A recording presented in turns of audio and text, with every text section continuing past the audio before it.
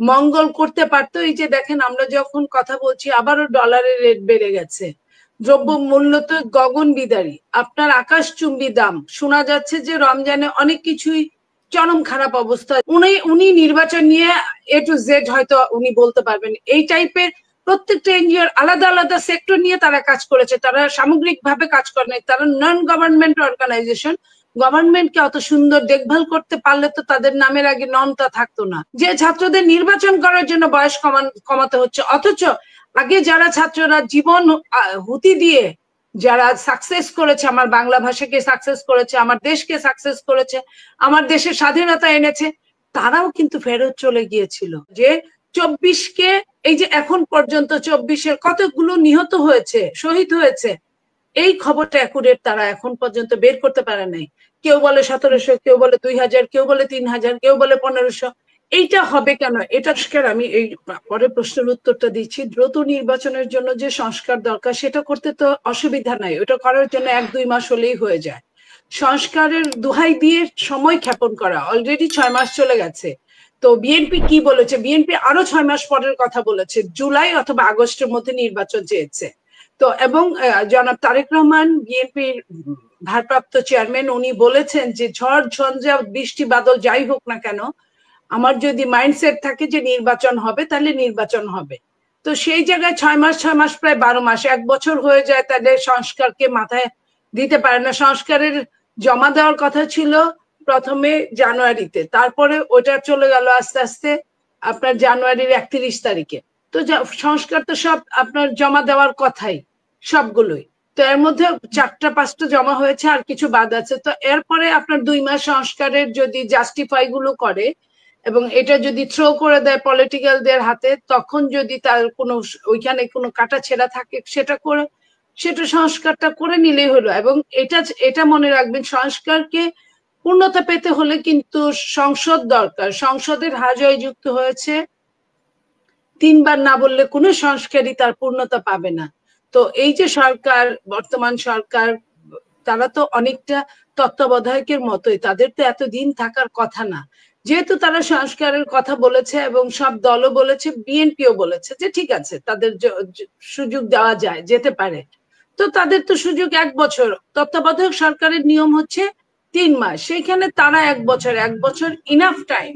তো সেইখানে তারা এই যে গড়িমসি করে সময় নষ্ট করে, এবং যদি তারপরও যদি তারা দেশের মঙ্গল করতে পারতো। এই যে দেখেন আমরা যখন কথা বলছি আবারও ডলারের রেট বেড়ে গেছে, দ্রব্য মূল্য তো গগন বিদারী, আপনার আকাশচুম্বী দাম। শোনা যাচ্ছে যে রমজানে অনেক কিছুই চরম খারাপ অবস্থা যাবে, এর মধ্যে তেলের কথা, চিনির কথা তো একদম বলার অপেক্ষা রাখে না।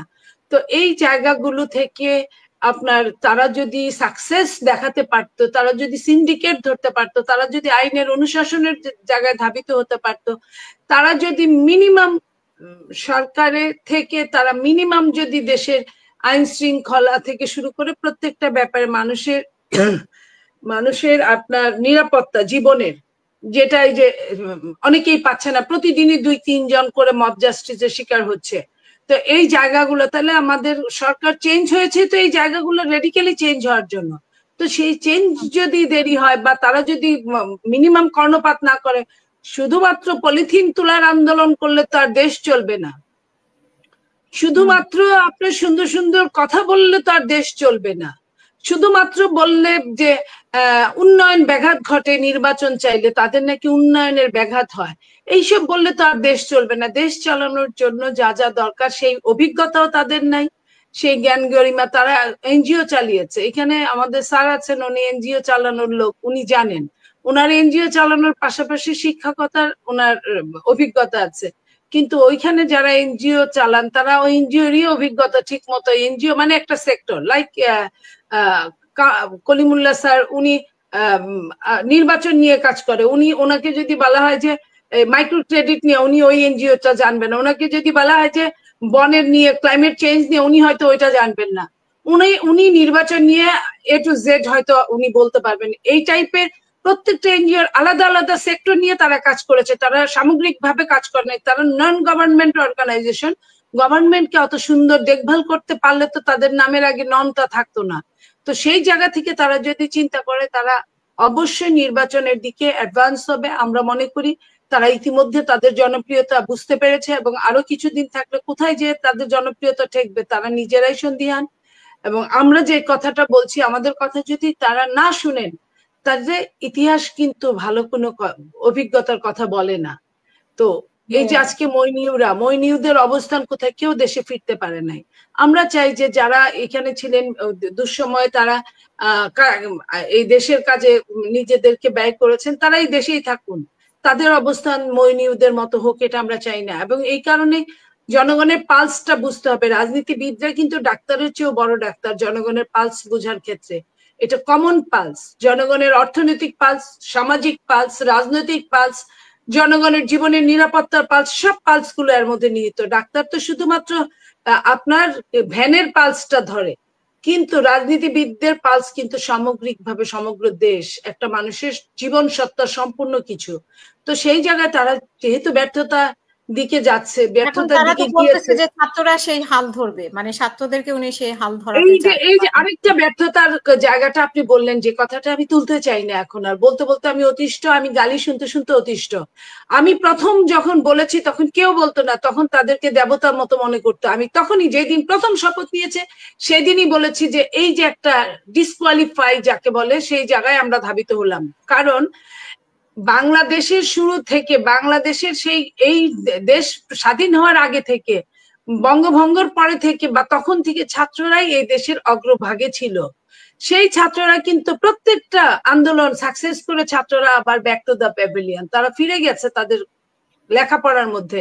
এই প্রথম যে ছাত্রদের জন্য বয়স কমাতে হচ্ছে ভোট দেওয়ার জন্য, যে ছাত্রদের নির্বাচন করার জন্য বয়স কমাতে হচ্ছে, অথচ আগে যারা ছাত্ররা জীবন হুতি দিয়ে যারা সাকসেস করেছে, আমার বাংলা ভাষাকে সাকসেস করেছে, আমার দেশকে সাকসেস করেছে, আমার দেশের স্বাধীনতা এনেছে, তারাও কিন্তু ফেরত চলে গিয়েছিল।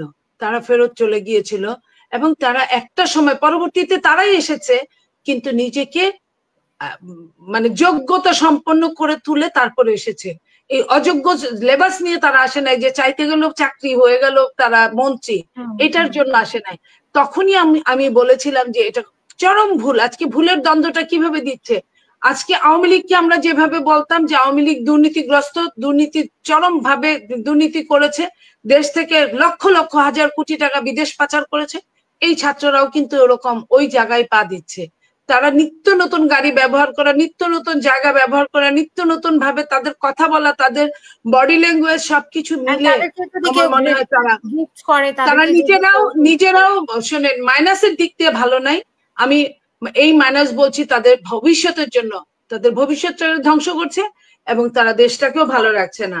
এখন আমি বলবো, মির্জা নামে যিনি আমাকে প্রশ্ন করলেন চাঁদাবাজি নিয়ে, আমি তার জ্ঞাতার্থে বলতে চাই যে বিএনপি এমন একটা দল, অনেক বড় একটা সংগঠন, তারপরেও বিএনপির চেয়ারম্যান যথাসাধ্য চেষ্টা করেছে, যেই হোক না কেন এই ব্যাপারে প্রায় 2000-এর উপরে বহিষ্কার করা হয়েছে, পোস্ট স্থগিত করা হয়েছে, বিভিন্ন শাস্তি দেওয়া হয়েছে এবং হচ্ছে, এটা চলমান।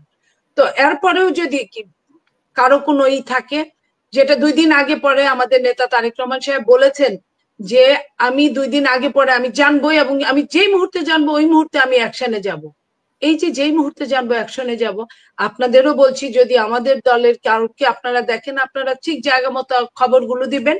এবং অন্য দলও চাঁদাবাজি যারা করছে, এবং আওয়ামী লীগ নিজেও চাঁদাবাজি এখনো চালিয়ে যাচ্ছে, হয়তো কারোর সাথে জয়েন্ট ভেঞ্চারে, সেই জয়েন্ট ভেঞ্চারের গুলাও আপনারা খুঁজে বের করেন এবং বের করে বলেন। আমার মনে হয় যে এটা সবার জন্য ভালো হবে। নাজমুল নামে যে প্রশ্নদাতা প্রশ্ন করেছিলেন যে আওয়ামী লীগ কিভাবে লিফলেট বিতরণ করে, আওয়ামী লীগ যেভাবে লিফলেট বিতরণ করে, এতক্ষণ আমি এবং আমার সহ আলোচক দুইজনে একই কথা বললাম। আপনাদের দিকেও আমরা আঙ্গুল তুলে বলতে চাই, আপনারা সারা বাংলাদেশে যে যেখানে আছেন, আপনারা কিন্তু সবাইকে চেনেন না, কিন্তু যার যার এলাকার আওয়ামী লীগদের চেনেন, বা যারা এত রকমের অত্যাচার করেছিল তাদের চেনেন, তাদের একটা লিস্ট আপনারা করতে পারেন যার যার এলাকা থেকে, অথবা যখন যাকে দেখবেন তার ব্যাপারটাকে আপনারা যদি তুলে ধরেন, তাহলে আপনারা যদি জায়গা মতো পৌঁছাতে পারেন, আমার মনে হয় আমাদেরকেও বলতে পারেন, আমাদেরকে যদি খবর দেন আমরাও বলবো যেখানে পারি। আমি এইটুকু বলতে চাই, আমাদের নেতা বলেছেন যে আমরা আগেও বিরোধী দলে ছিলাম, এখনো আমরা বিরোধী দলে। আমাদের সঙ্গে যে সরকারের পক্ষ খুব একটা কথা বলে না বা তাদের প্রয়োজন হয় না, এটা আপনারা নিশ্চয়ই বুঝেন। তো তারা আমাদের কথা না শুনলে আমরা জানি না, আমরা আমাদের মতো আপনারা যেভাবে নাম বলবেন আমরা ওইভাবে নাম বলবো। বিভিন্ন টকশোতে, বিভিন্ন বক্তব্যে, সেমিনার, সিম্পোজিয়ামে আমরা এটা বলে যাব। তারপরে কি কি করলো না করলো পরে তো তারা কতটুকু তারা টিকতে পারবে এটা তাদের কর্মের উপর ডিপেন্ড করছে। তাদের কর্ম ইতিমধ্যে জনগণের কাছে একদম খুলাসা হয়ে গেছে, সামনের দিক যাবে আরো হয়তো বা এরকমই আমরা দেখব। তো আমরা যে মানুষগুলোকে দেখছি লিফলেট বিতরণ করছে, যে মানুষগুলোকে দেখছি মিছিল করছে এবং হরতালের ঘোষণা দিচ্ছে, ঠিক একটা সময় বিএনপি কে এরকম হরতাল করতে দিত না। তিনজন একসঙ্গে দাঁড়ালেই তাদেরকে বা ডান্ডা বেরি লাগিয়ে ধরে নিয়ে যেত। আর আজকে দেখেন ভাগ্যের কত নির্মম পরিহাস যে আজকে তারা নিজেরা হরতাল ডাকে কিন্তু পালন করতে পারে না। তো এই যে পৃথিবীতে দেখেন এটাই কম কি, এই যে চোখ দিয়ে দেখে যাচ্ছি, দেখে গেলাম, আমরা তো এটাও ভুলে গিয়েছিলাম একসময় যে দেখতে পারবো কিনা।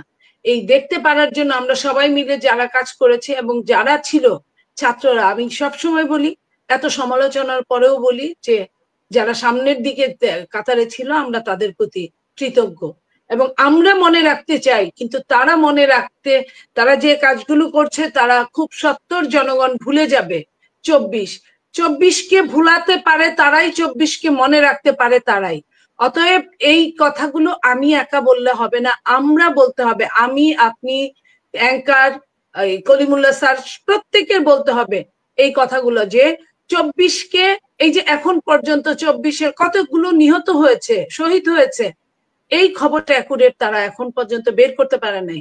কেউ বলে 1700, কেউ বলে 2000, কেউ বলে 3000, কেউ বলে 1500। এইটা হবে কেন? এটা 2025 সাল। 900 বলে কেউ। তো এই যে আমরা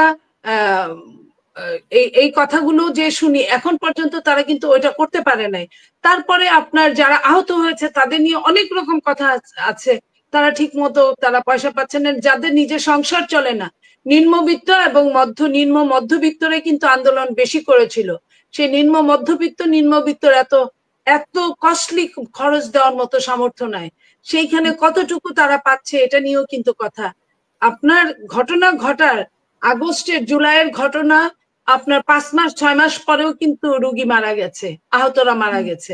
এখনো অনেকেই কাতরাচ্ছে, অনেকেই চোখে দেখে না, শত শত মানুষ, অনেকের হাত নাই পা নাই, তাদের পিছনে তাদের শেল্টার দেওয়ার জন্য এই 24 যতক্ষণ থাকবে, ওরা যত শক্তিশালী হবে জনগণ তত 24কে মনে রাখবে।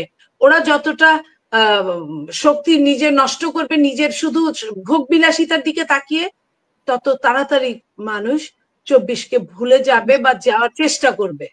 এইটুকু আমি বলতে চাই। আমি আপনার সাথে অনেকটাই একমত। আমি শুধু একমত না, আমাদের দলের অনেক বড় বড় সিনিয়র নেতারাও একমত। এখন কেউ যদি এসে ভিড় করে আপনি কিভাবে বাঁচবেন? বিএনপি একটা বড় দল, তবে আমরা আমাদেরই ভেতরে কেউ আপনার এই সুবিধাগুলো তাদের করে দিচ্ছে। তাদের ফিউচার প্ল্যানটা অবশ্যই বড় দল হলে বুঝেনি, বড় দলের অনেক সুবিধাও থাকে, সমস্যাও থাকে। তাদের সুবিধার জন্য তারা এই কাজগুলো করছে। এই জায়গায় আমাদের প্রত্যেকেরই যদি আমরা অ্যালার্ট থাকি, যেমন জনাব তারেক রহমান সাহেব বলেছেন যে কোনো আওয়ামী লীগকে দলে ঢুকাইতে পারা যাবে না, ঢুকাতে দেওয়া হবে না, ঠিক তেমনি নূতনদের এই প্রত্যেকের যদি আমরা CSRS খবর নেই তাহলে কিন্তু জানা যাবে।